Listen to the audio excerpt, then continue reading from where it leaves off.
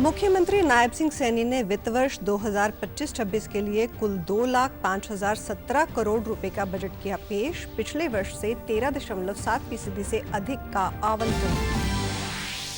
प्रदेश सरकार की ओर से प्रस्तुत बजट में शिक्षा, स्वास्थ्य, कृषि और खेल के लिए की गई अनेक घोषणाएं। प्रदेश के लिए एआई मिशन की घोषणा। पंचकुला और गुरुग्राम में बनेगा एआई हब।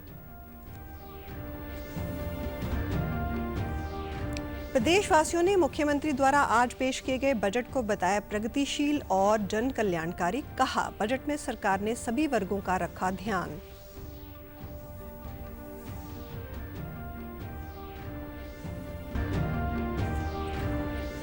और भाजपा ने प्रदेश में संगठन का विस्तार करते हुए 27 जिला अध्यक्षों का किया ऐलान। भाजपा प्रदेश अध्यक्ष ने कहा, कार्यकर्ताओं की मेहनत से मिलती है संगठन को शक्ति।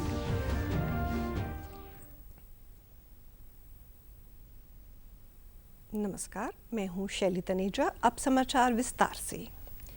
मुख्यमंत्री नायब सिंह सैनी ने बतौर वित्त मंत्री आज सदन में अपना पहला बजट पेश किया। प्रदेश के बजट में कुल 2,05,017 करोड़ रुपए का प्रावधान किया गया है, जो पिछले वर्ष की तुलना में 13.7% अधिक है। बजट प्रस्तुत करने से पहले शांति मंत्र का जाप भी किया गया। मुख्यमंत्री ने सकल घरेलू उत्पादन का जिक्र करते हुए कहा कि पिछले 10 वर्षों में ये आंकड़ा काफी बड़ा है और राजकीय घाटे में कमी आई है। 2025-26 में राजकोषीय घाटे में जीडीपी के 2.68% रहने का अनुमान है।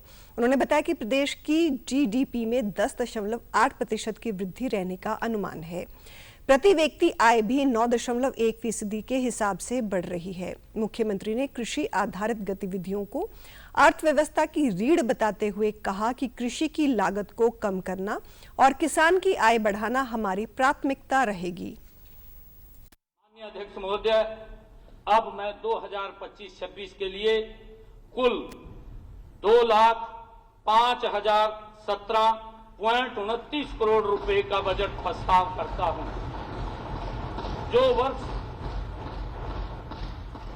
2024-25 के संशोधित आंकड़ों 1,80,313.57 करोड़ रुपए से 13.7% अधिक है।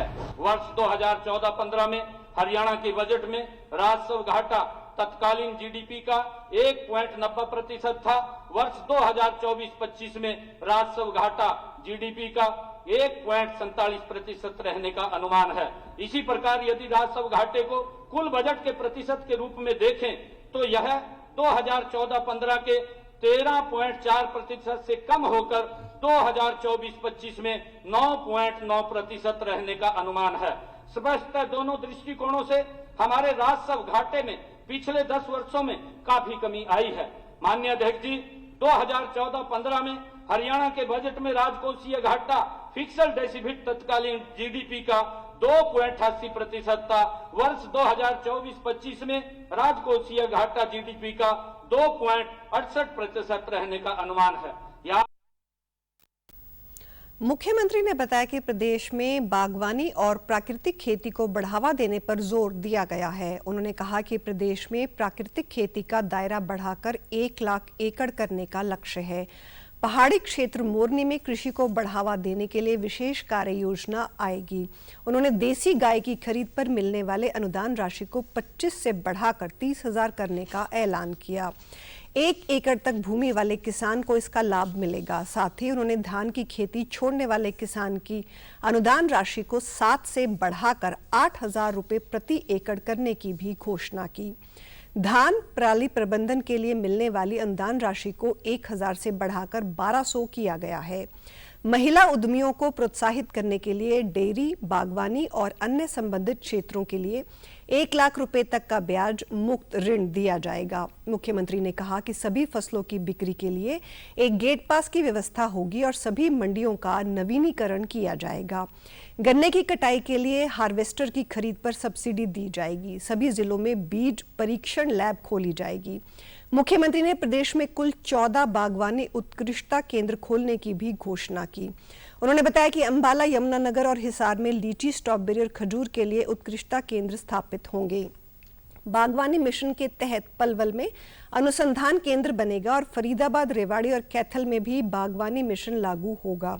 22 जिलों में 400 बागवानी क्लस्टर बनेंगे। मुख्यमंत्री ने बताया कि जापान सरकार की मदद से अगले 9 वर्षों में 2738 करोड़ रुपए की लागत से एक नया सतत बागवानी परियोजना शुरू की जाएगी। गोबर से खाद तैयार करने के लिए नीति लाई जाएगी। 4500 रुपए प्रति एकड़ का प्रस्ताव रखता हूं। आदरणीय अध्यक्ष जी, धान की पराली का प्रबंधन करने वाले किसान को अभी 1000 रुपए प्रति एकड़ अनुदान राशि मिलती है। इसे बढ़ाकर मैं 1200 रुपए प्रति एकड़ करने का प्रस्ताव करता हूं। गन्ने के घटते क्षेत्रफल और मैनुअल कटाई के लिए श्रमिकों की उपलब्धता की कमी से निपटने के लिए गन्ने की मशीन से कटाई कराए जाने के लिए सब्सिडी दिए जाने का मैं प्रस्ताव करता हूं। श्रमिकों की उपलब्धता की कमी से निपटने के लिए गन्ने की मशीन से कटाई कराए जाने के लिए हार्वेस्टर पर सब्सिडी दिए जाने का मैं प्रस्ताव करता हूं। आदरणीय अध्यक्ष जी, अभी प्रदेश में केवल 4 बीज परीक्षण लैब हैं जो करनाल, पंचकुला, सिरसा व रोहतक में स्थित हैं। अगले वित्त वर्ष में हरियाणा बीज प्रमाणीकरण एजेंसी द्वारा शेष 18 जिलों में भी एक ऐसी बीज परीक्षण लैब स्थापित की जाएगी। प्रदेश में आज बागवानी के 11 उत्कृष्टता केंद्र कार्य कर रहे हैं और 3 अन्य केंद्र निर्माणाधीन हैं। वित्त वर्ष 2025-26 में अंबाला, यमुनानगर व हिसार में क्रमशः लीची, स्ट्रॉबेरी और खजूर के लिए 3 नए उत्कृष्टता केंद्र स्थापित करने का मेरा प्रस्ताव।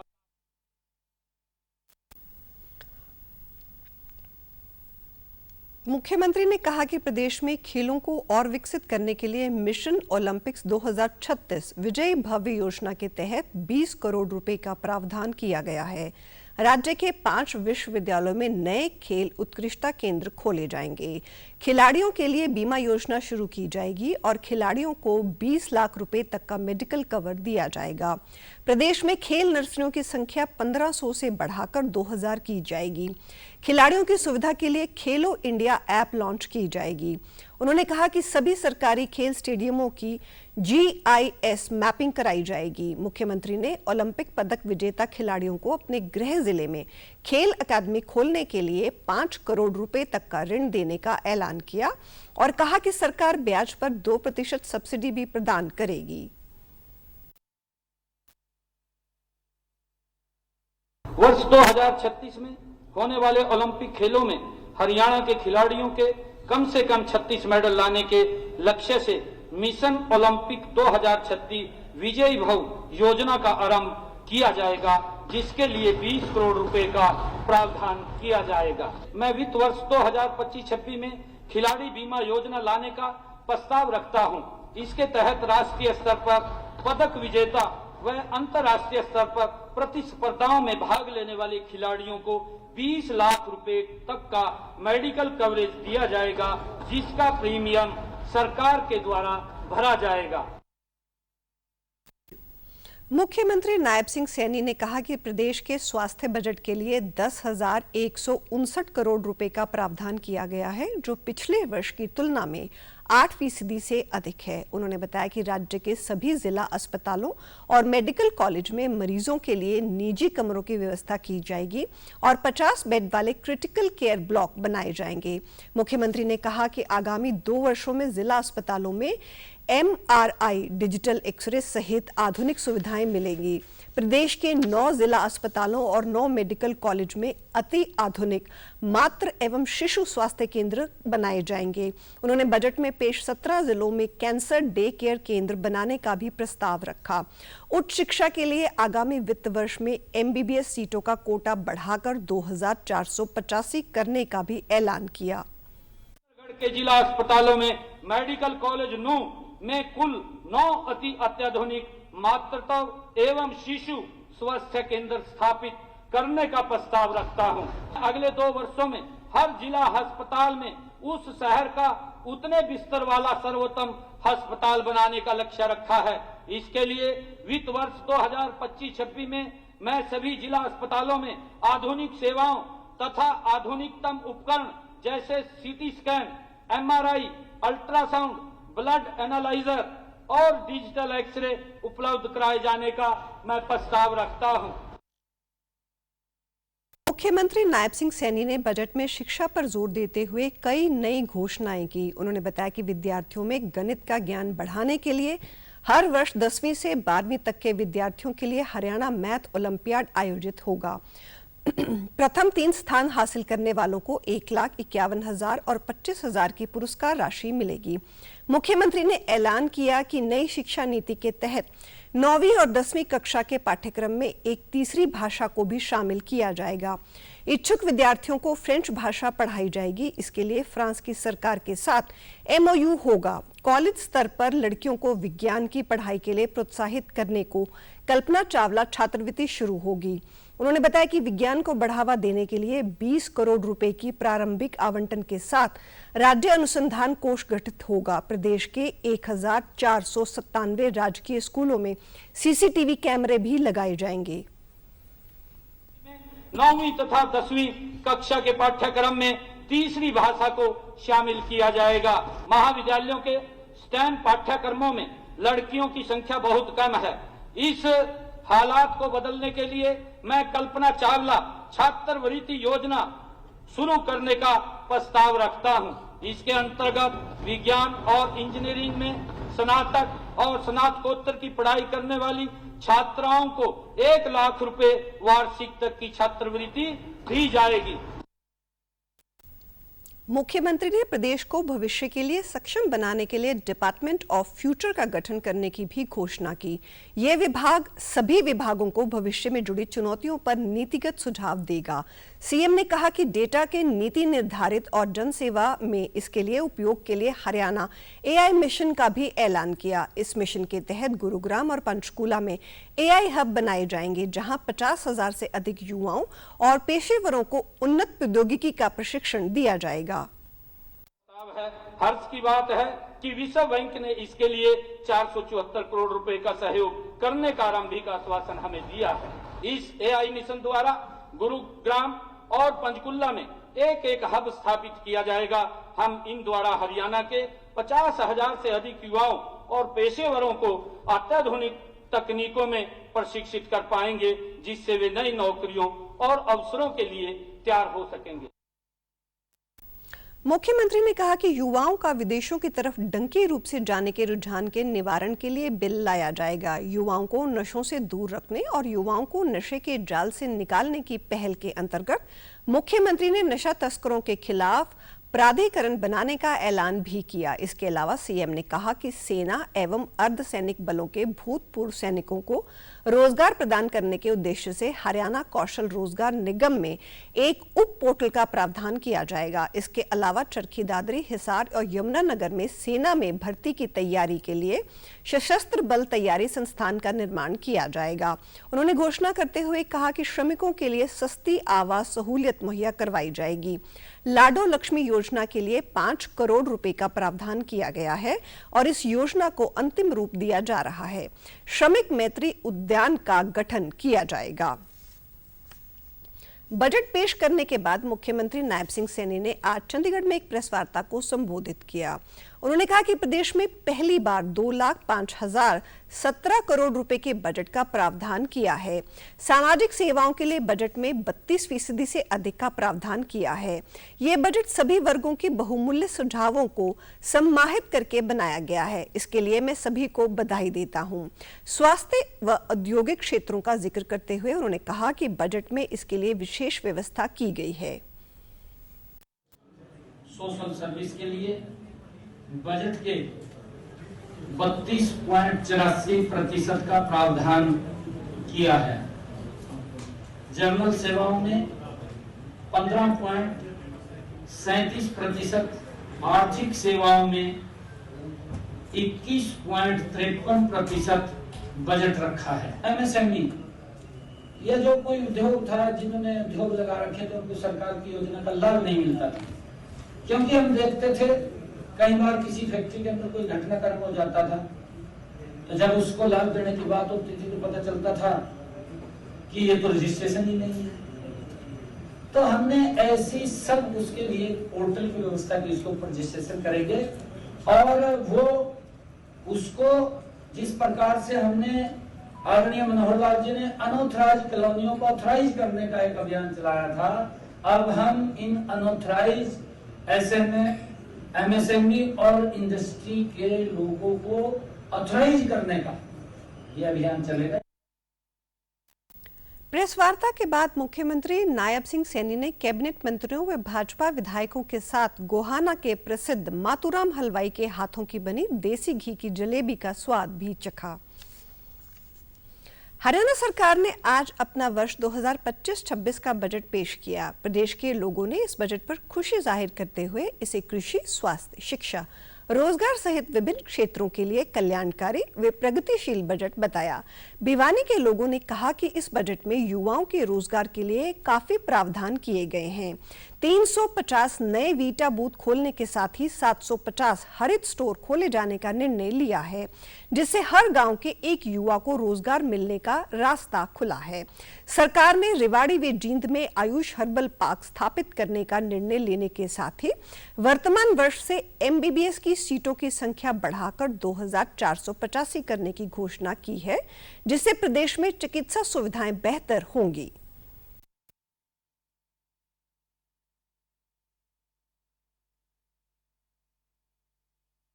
आज का जो बजट पेश किया गया हरियाणा की नायब सरकार ने, वो उसमें युवाओं को रोजगार को लेकर के बहुत ही बेहतरीन बजट पेश किया गया है। इसमें युवाओं को रोजगार को ध्यान में रखते हुए 750 हरित स्टोर खोलने और 350 वीटा बूथ खोलने, इसके साथ साथ मुझे तो स्वास्थ्य के लिए कुछ ऐसा समझ आया है, रेवाड़ी व जींद में आयुष हर्बल पार्क स्थापित करेगी सरकार, ऐसा है बताया गया है। 17 जिलों में कैंसर मरीजों के लिए डे केयर सेंटर बनाए जाएंगे और एमबीबीएस की सीटें भी 2185 से बढ़ाकर 2485 कर दी हैं। लगभग 300 सीटों का इजाफा किया है। ये भी फायदे की चीज़ है। इस बजट में किसानों के लिए भी विशेष घोषणाएं की गई है, जैसे कोई भी किसान 10 पशुओं का बीमा करवा सकता है। इसके अलावा बागवानी को बढ़ावा देने के लिए 22 जिलों में बागवानी केंद्र खोलने की घोषणा मुख्यमंत्री द्वारा की गई है। इससे बागवानी को भी बढ़ावा मिलेगा। इसके अलावा अंबाला में लीची प्लांट, हिसार में खजूर उत्पादन केंद्र, यमुनानगर में स्ट्रॉबेरी व्यवस्था केंद्र, पलवल में बागवानी अनुसंधान केंद्र भी बनाने की घोषणा का इस बजट में प्रावधान रखा गया है।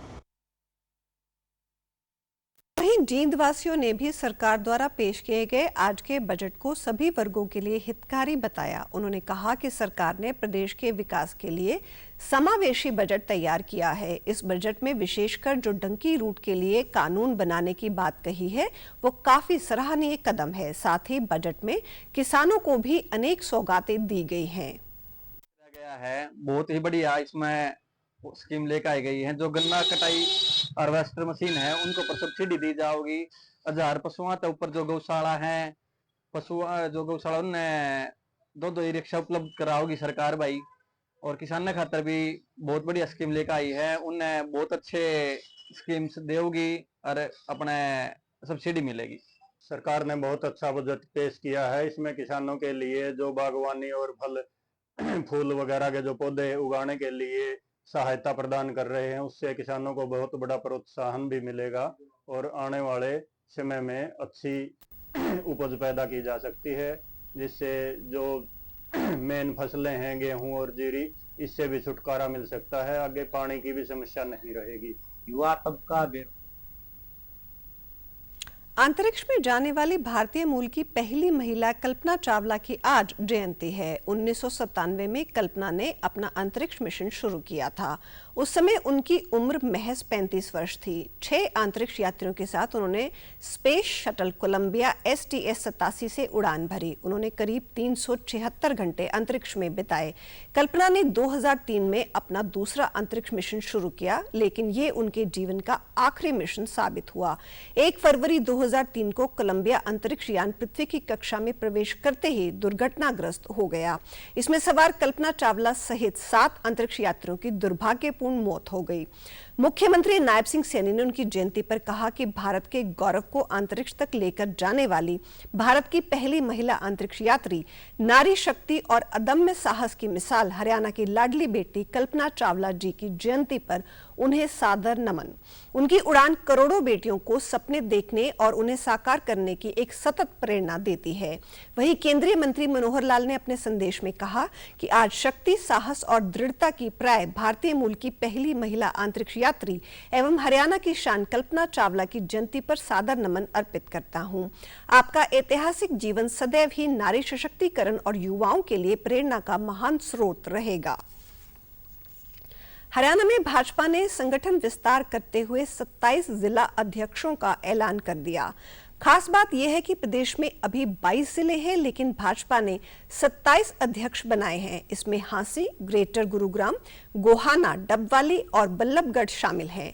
मुख्यमंत्री नायब सिंह सैनी व केंद्रीय मंत्री मनोहर लाल ने सभी नवनियुक्त भाजपा अध्यक्षों को शुभकामनाएं देते हुए कहा, हमें पूर्ण विश्वास है कि आप सभी भाजपा की रीति, नीतियों और सिद्धांतों का पालन करते हुए संगठन को और अधिक मजबूत करेंगे और प्रधानमंत्री नरेंद्र मोदी के विकसित भारत, विकसित हरियाणा के विजन को साकार करने में अपना अहम योगदान देंगे। वहीं भाजपा के प्रदेश अध्यक्ष मोहनलाल बड़ौली ने कहा कि हमारी पार्टी लोकतंत्र में विश्वास रखती है और इसी की अनुपालना के तहत चुनाव प्रक्रिया के तहत सभी जिला अध्यक्षों की नवनियुक्ति की गई है। उन्होंने नवनियुक्त सदस्यों को बधाई देते हुए कहा कि हरियाणा में जो तीसरी बार स्पष्ट बहुमत की सरकार बनी है, ये कार्यकर्ताओं की मेहनत और संगठन की शक्ति की वजह से ही बनी है। हरियाणा प्रदेश में प्रशासन दृष्टि से 22 जिले थे और हमारे संगठन की दृष्टि से भी 22 ही जिले थे, लेकिन अब की बार पहली बार 5 जिले बढ़ाने का काम किया है और आज टोटल 27 जिला अध्यक्षों की नियुक्ति भारतीय जनता पार्टी के संगठन की दृष्टि से हमने की है और वो संपन्न हुई है। और भारतीय जनता पार्टी क्योंकि लोकतंत्र में विश्वास रखने वाली पार्टी है और पार्टी के अंदर भी लोकतंत्र प्रक्रिया को पूरा करते हुए चुनावी हुई प्रक्रिया को आज पूरा किया। भारतीय जनता पार्टी ने आज हरियाणा में जिला अध्यक्षों की घोषणा कर दी। रोहतक में पार्टी ने एक बार फिर वरिष्ठ नेता रणबीर ढाका को जिला अध्यक्ष की जिम्मेदारी सौंपी है। पार्टी कार्यालय में जिला संगठन चुनाव अधिकारी संदीप जोशी ने ढाका के नाम की घोषणा की। रणबीर ढाका ने एक बार फिर जिला अध्यक्ष बनने पर पार्टी के शीर्ष नेतृत्व का आभार जताते हुए कहा कि पार्टी ने जो जिम्मेदारी उन्हें सौंपी है वे उस पर खरा उतरने का प्रयास करेंगे। पार्टी को बूथ स्तर व पन्ना प्रमुख स्तर तक मजबूत किया जाएगा।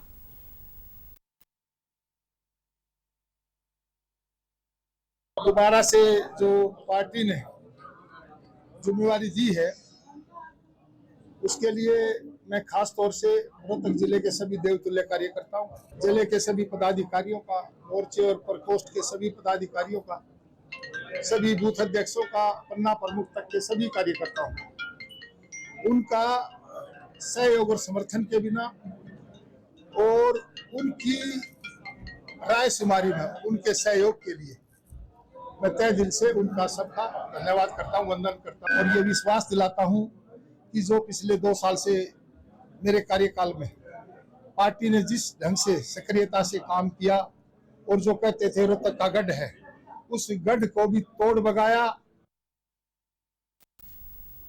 वहीं कैथल में भाजपा ने ज्योति सैनी को जिला अध्यक्ष बनाया है। ज्योति सैनी जिला में भाजपा की पहली महिला अध्यक्ष होंगी।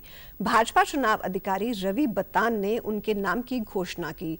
जिला अध्यक्ष बनने के बाद नवनियुक्त ज्योति ने कहा कि वे पार्टी के एक छोटी सी कार्यकर्ता को इतनी बड़ी जिम्मेदारी देने के लिए पार्टी के सभी नेताओं और मुख्यमंत्री नायब सिंह सैनी का धन्यवाद करती हैं। पार्टी के पद अधिकारियों का और विश्व की सबसे बड़ी पार्टी भारतीय जनता पार्टी का मैं धन्यवाद करती हूँ, नमन करती हूँ कि मुझ जैसी छोटी सी कार्यकर्ता को उन्होंने इतना बड़ा मान सम्मान दिया। इसके लिए मैं मेरे भाई नायब सिंह सैनी जी का, सीएम साहब का और पूर्व में सीएम रहे मुख्यमंत्री जी का और मैं हमारे प्रदेश के प्रभारी जी का, प्रदेश के अध्यक्ष जी का और सभी पार्टी के पद अधिकारी का सबका मैं दिल की गहराइयों से धन्यवाद करती हूँ और मैं प्रदेश नेतृत्व को विश्वास दिलवाती हूँ कि मैं भारतीय जनता पार्टी के लिए दिन रात कार्य करूंगी और 36 बिरादरी को अपने साथ लेकर के चलूंगी। उधर नूंह में भाजपा ने सुरेंद्र पिंटू को नया जिला अध्यक्ष बनाया है। 26 कार्यकर्ताओं ने जिला अध्यक्ष पद के लिए आवेदन किया था। इससे पहले सुरेंद्र पिंटू हरियाणा कर्मचारी चयन आयोग के सदस्य भी रह चुके हैं और आरएसएस से लंबे समय से जुड़े हुए हैं। पत्रकारों से बातचीत में सुरेंद्र पिंटू ने पार्टी के शीर्ष नेताओं का आभार जताते हुए कहा कि नूंह की धरती पर आने वाले समय में कमल खिलाया जाएगा। जिला के सभी वर्गों को साथ लेकर यहां विकास करवाया जाएगा। दायित्व दिया है, इस सबके सहयोग से जब मेरे भाई और पार्टी के कार्यकर्ता खड़े हैं, जैसी भाई साहब अपेक्षा कर रहे हैं कि तीनों सीटें आनी चाहिए, तो उस तरह का हम आपको विश्वास दिलाते हैं कि तीनों सीटें इस बार भारतीय जनता पार्टी को मिलने वाली है। जो पिछली टीम है उन्होंने काम खड़ा कर दिया, नींव भर के तैयार खड़ी कर दी और उस पर भवन बनाने का काम मेरे द्वारा इन सब कार्यकर्ताओं के सहयोग से करना है। जिस बिल्डिंग की नींव फतेहाबाद में भाजपा संगठन ने बड़ा बदलाव करते हुए प्रवीण जोड़ा को नया जिला अध्यक्ष नियुक्त किया है। भाजपा कार्यकर्ताओं और पदाधिकारियों ने उन्हें मिठाई खिलाकर बधाई दी। वो 35 वर्ष से बीजेपी से जुड़े हुए हैं। नवनियुक्त जिला अध्यक्ष प्रवीण ने अपनी पार्टी हाईकमान का आभार जताते हुए कहा कि वे पूरी निष्ठा और ईमानदारी से अपने दायित्व का निर्वाह करेंगे। प्रदेश में ट्रिपल इंजन सरकार तेजी से विकास कार्य कर रही है। पार्टी संगठन को और मजबूत किया जाएगा। मेरी पार्टी के हमारे प्रदेश अध्यक्ष माननीय राष्ट्रीय अध्यक्ष के.पी. नड्डा जी, फतेहाबाद जिला और प्रदेश के सभी तमाम वरिष्ठ कार्यकर्ताओं का आभार प्रकट करता हूँ, उनका धन्यवाद प्रकट करता हूँ। मैं बहन आशा खेदड़ जी का, हमारे बलदेव ग्रोवर जी जो पूर्व में जिला अध्यक्ष रहे हैं, उनसे प्रेरणा सदैव मैं लेता रहूँगा। हमारे सुरेंद्र आर्य जी, श्री सुभाष बराला जी, देवेंद्र बबली जी, चौधरी ढूढ़ाराम जी समेत सभी मेरे जिले के जो वरिष्ठ कार्यकर्ता बंधु हैं जिन्होंने मेरे पे विश्वास दिलाया है। मेरी कोशिश ही नहीं, मैं पूरा अपना सर्वश्रेष्ठ देकर भारतीय जनता पार्टी को और आगे ले जाने के लिए काम करूंगा। उधर जींद में तेजिंदर ढुल को लगातार दूसरी बार बीजेपी पार्टी ने जिला अध्यक्ष की जिम्मेदारी दी है। चुनाव जिला प्रभारी एवं पूर्व मंत्री कविता जैन ने उनके नाम की घोषणा की। बाद में पत्रकारों से बातचीत में तेजिंदर ने कहा कि पार्टी ने जो उन पर विश्वास जताया है वो उसे कायम रखेंगे। पार्टी और सरकार की नीतियों को जन जन तक पहुंचाकर संगठन को और अधिक मजबूत करने का काम किया जाएगा।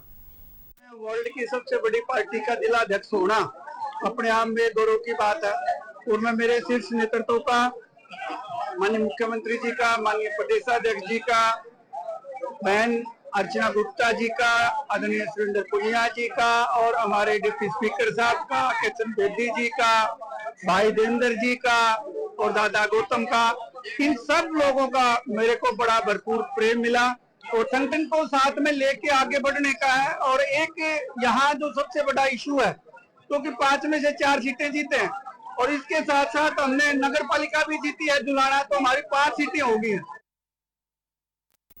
उधर सिरसा में भाजपा ने यतेंद्र सिंह एडवोकेट को भाजपा जिला अध्यक्ष की जिम्मेदारी सौंपी है। भाजपा जिला अध्यक्ष बनने के उपलक्ष्य में आज कार्यालय में अभिनंदन समारोह आयोजित किया गया, जिसमें पार्टी के पूर्व जिला अध्यक्ष शीशपाल कंबोज सहित तमाम नेताओं व कार्यकारिणी सदस्यों ने भाग लिया। इस मौके पर नवनियुक्त भाजपा जिला अध्यक्ष ने कहा कि पार्टी की ओर से जो जिम्मेदारी सौंपी गई है उसे पूरी तरह निभाने का प्रयास करेंगे। मैं उसके लिए बहुत आभारी हूँ। भाजपा एक ऐसी पार्टी है जो वास्तव में लोकतांत्रिक तरीके से सभी चुनाव होता है, चयन होता है। जैसा कि हम सब देख रहे हैं, पहले बूथ अध्यक्ष चुने गए, मंडल अध्यक्ष चुने गए, मंडलों के बाद अब जिलाध्यक्ष का चयन हुआ है पूरे प्रदेश भर में और अब यही जिलाध्यक्ष और अन्य जो भी हमारे परिषद के सदस्य होंगे प्रदेश के, वो प्रदेशाध्यक्ष का चुनाव करेंगे। फिर सभी प्रदेशाध्यक्ष मिलकर राष्ट्रीय अध्यक्ष का चुनाव करेंगे।